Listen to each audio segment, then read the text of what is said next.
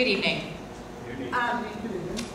What we did in terms of, we have some guiding principles in terms of providing service with regards to the arena. One of the main guiding principles is that we want to ensure that our current riders continue to get good service, and that service is not overwhelmed, and that they're able to get home from work or wherever they're going. In addition to serving those existing riders, we want to be able to serve the new riders going to and from the arena. In terms of developing and determining what services might be needed post-game, we analyzed how many existing customers we had, what capacity we had, and found there were a few areas where we wanted to add a bit more service to ensure that we were able to carry everyone. Okay.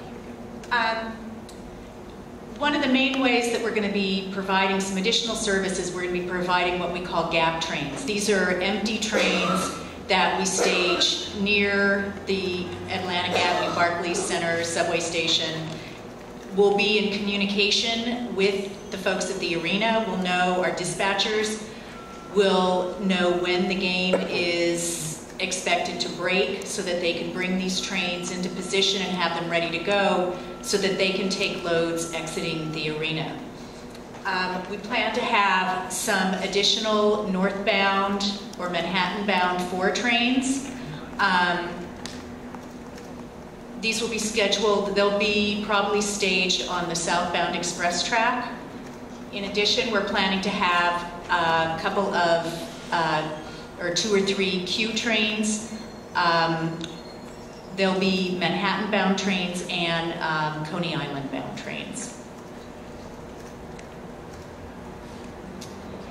In addition, for the bus network, again, pre-game, we feel we have sufficient service to serve everyone. Post-game, we are also looking to stage some empty buses in the neighborhood, and those will be available to not only provide service to people exiting from the arena, but also in case some of our buses get stuck in traffic, we can put in another bus to carry our regular riders so that there's no big gaps in service. As I said before, we're going to have bus dispatchers, train dispatchers, people in the arena getting information, communicating to those out on the street, so hopefully everyone can be well served. Thank you, Judy.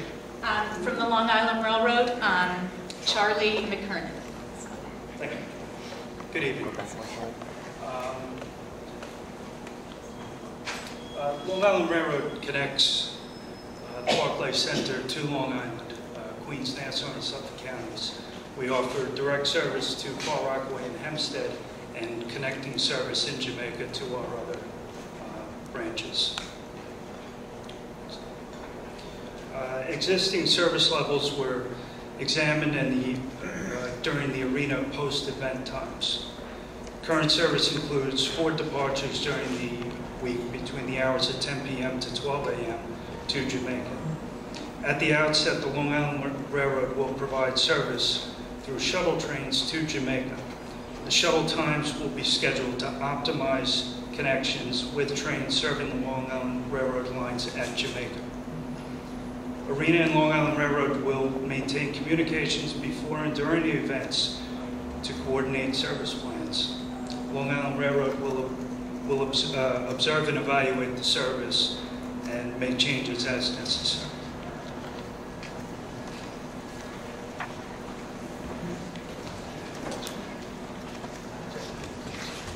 Thank you, Judy and Charles. And we feel as if we've been all working together as a team over here. The MTA has a self-interest, and that interest is serving their customers. Their interest is generating business for the MTA, and it's worked very well with us because we want to get as many people as possible into the MTA facilities. And that's exactly why we focus, particularly post-game. An empty train is, as Judy mentioned, can handle 1,000 people each. So you can pack people into the trains on the Long Island Railroad. We're going to be doubling the service leaving from Brooklyn. Atlantic Avenue. So, and the buses, they won't be staged on your residential streets. They'll be staged on locations that are much more innocuous, that don't have residences right above them. Our parking strategy goals are to discourage driving, and we will be repeating that throughout. You've heard me say that already. We are cutting on-site parking in half. We are promoting transit and discouraging driving. We are keeping parking absent from the marketing materials, and we are lowering expectations for drivers to find parking. Now, short of flogging people, we still expect some people to drive. So nonetheless, the disincentives of versus the incentives of transit versus transit, which is going to be convenient, the cost of parking, which is going to be much higher than the cost of subway. We still know that some people will drive. And so our job for those people is to intercept drivers before they approach the arena. And so we have a couple of locations just off the Brooklyn-Queens Expressway to intercept drivers, and then we're going to run shuttle buses from those locations back and forth to the arena. We're going to try to get as many of the drivers to commit, much like you commit to a restaurant, you have a reservation, you then don't go shopping around for different restaurants, to commit to a parking facility that is convenient for them. So to the extent possible that we can do that, and we'll describe how we do that, we'll have a reservation system for parking. And we'll have as much pre-sale of spaces, and we'll provide the driving directions, which will be away from residential streets, and the walking directions as well. So to the extent that we can keep people on the major arterials, we will do so. We've engaged with a firm that has done this type of thing at Super Bowls, at perhaps 100 sporting venues, called Click and Park. And it's an online parking management system. And the software will be seamless with the Barclays Center software. So when you go to Barclays Center and you've gone through all the discouragements of driving and you elect to drive, you will then go to the site, the Click and Park site, which will give you parking options. We will try to entice you with low-cost parking at the remote parking facility.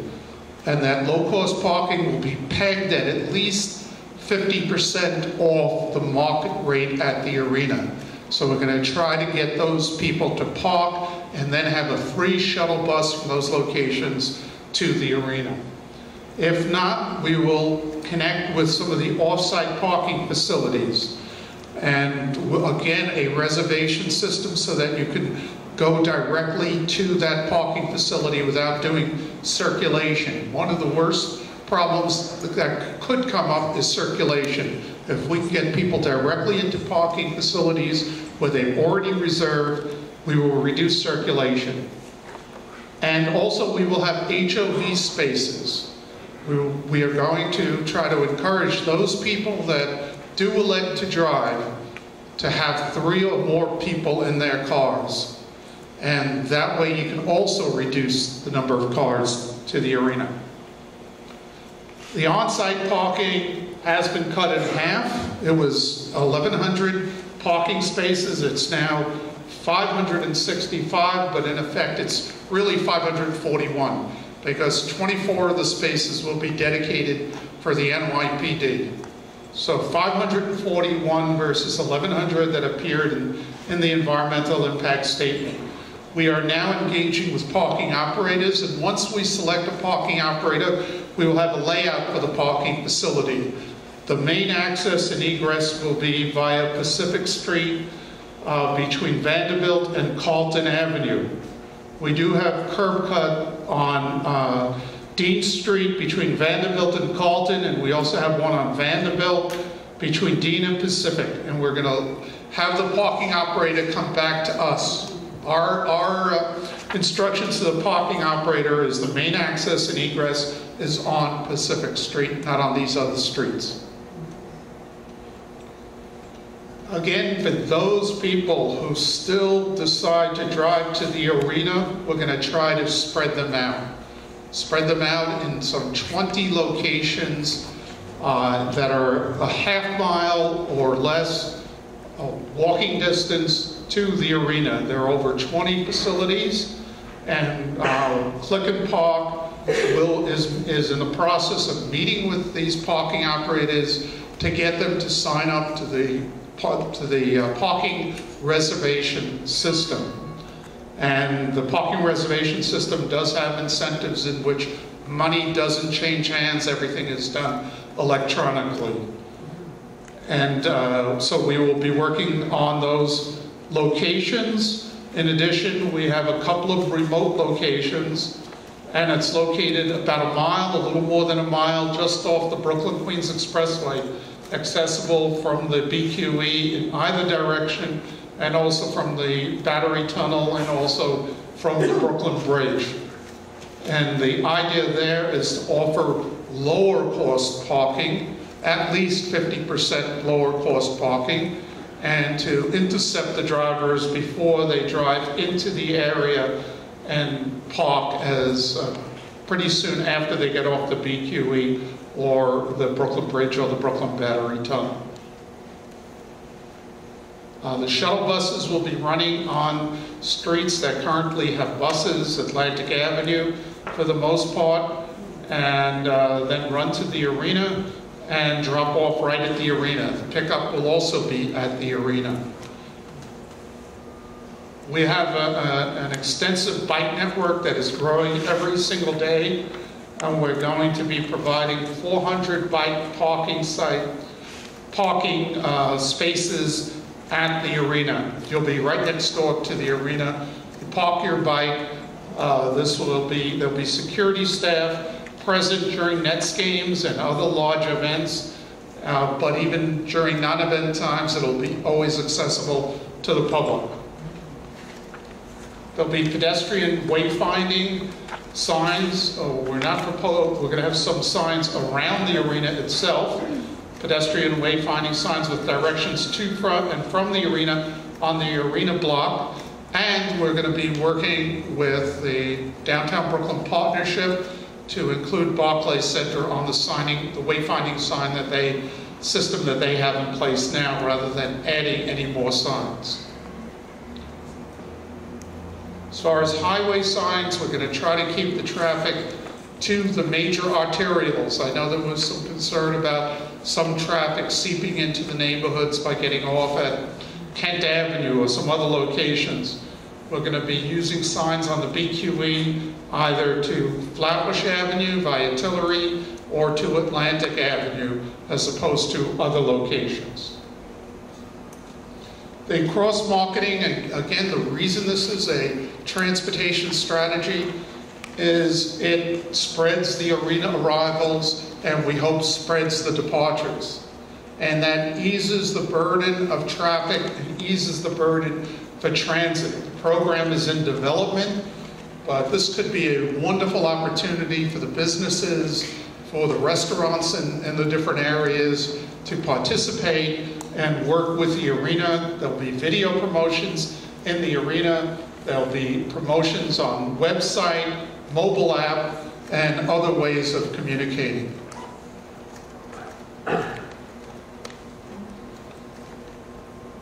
In the arena, there will be a transportation control center with a transportation coordinator. That person will be in touch with the Joint Management Center, which is the picture over here, which is located in Long Island City, and it includes the New York City Police Department, it includes New York City DOT, it includes the New York State DOT.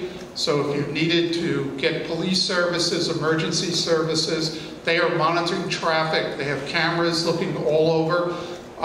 And this will be two-way communication. It will be a dialogue. So if they have information that there's a problem on a road, we can put that up onto the board at the arena, the scoreboard, and we're going to tweet it. We'll tweet it to people via Twitter. You can see how much I know about that. And the same thing with the MTA. We will be plugged into the MTA. So they will know if this is a close game or it's a blowout. And it's not just because they want to know the score. It's because they want to know, is this going to be a full stadium that will be surging into our Long Island Railroad and into our subway stations, or are we going to see trickles as people leave in the third quarter and in the fourth quarter, and what kind of patterns we can expect. And by the same token, it'll be a two-way street where the MTA can let us know that there is a delay on a particular line for whatever reason. We can put it on the scoreboard, we can tweet it, we can use whatever other social media there is to communicate it. And also communication with the remote parking shuttle operator. The curbsides around the arena will be not for parking. The curbsides around the arena are, and this is difficult to see, they're either dedicated as a bus stop, they're dedicated for pickup or drop-off, there is a shuttle bus parking spot, or no standing anytime. We're meeting with the Taxi and Limousine Commission to discuss a drop-off area on, not the arena side, the other side of Atlantic Avenue, the north side, between South Portland and Fort Greene, for a taxi, TLC vehicles, and probably include not only the yellow taxis, but probably the new Brooklyn green taxis. And the TDM work is ongoing. We're not just going to leave today's presentation and not take your comments. There's a 30-day review period. That's why this is a draft presentation. We will take your comments, and after that period, we will respond to those comments. Hopefully there's some terrific ideas that could be incorporated. We'll finalize the TDM elements for the arena opening. We will be out here on day one to monitor how things are going, and during this season, we'll be coordinating with the relevant agencies. The MTA doesn't go away. They will be here throughout, and they will be monitoring, and if they need to modify service, change service, there was too much service, too little service, those are all the kinds of communications that we will be having with them, the Long Island Railroad, the subways, the buses. Adjustments to plans will be reviewed and implemented as needed. We'll be doing travel surveys sometime early in 2013. We're going to do the best kind of survey. Now, what we did is we interviewed 2,200 people without there being an arena. We will go into the arena, we will go during a Nets event, and we will ask the people that are at a Nets event, how did you get here? How will you leave the arena? So it's going to be actual numbers, and we can then compare against the numbers that we have presented here today. And we will also be doing an exhaustive traffic study. The New York City DOT has worked with us on defining the parameters of that study to look at loads of intersections. You will see traffic counters all over your community measuring traffic volumes. We're going to put those two together and issue a report that will be shared with stakeholders, with the community, on just how well or how poorly or what was the condition during the first season of the Nets at the arena and the events at the arena. And I thank you, and at this point we will take questions, and if we can have the lights.